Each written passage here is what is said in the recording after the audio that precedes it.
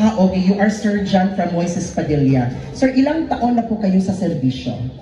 3 years. 3 years pa lang. So far nagugustuhan niyo po ba, sir, yung pamamaraan ng inyong ahensya po sa pagpapanatili po ng safety ng bawat isa? Oo. Oo naman. May girlfriend po? Meron. Meron. Taga saan siya? Taga dito. Taga rito. Nandito siya? Wala siya ngayon, pero taga dito siya. As in, yung Gihulan City? Really?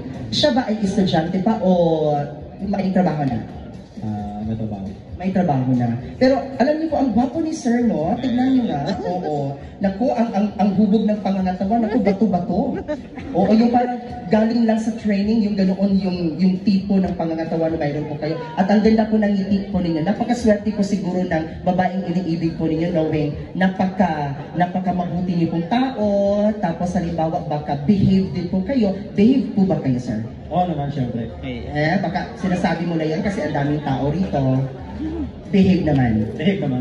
Okay. Sir, marami po ang sahuran ng isang sundalo o okay lang? Makabuhi ko ng pamilya. Igo ra nga makabuhi og pamilya. So ready na kang magkapamilya po. Kung naanak ko, gampanan ng obligasyon.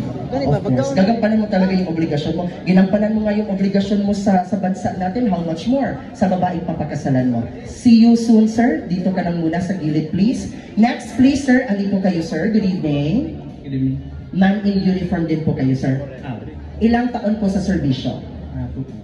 2. So, nauna lang ng konti si Sir John dahil 3 years siya, so senior mo. Ikaw ay 2 years pa lang. How old are you po, sir? 25. 25. Taga saan po? Taga Cebu.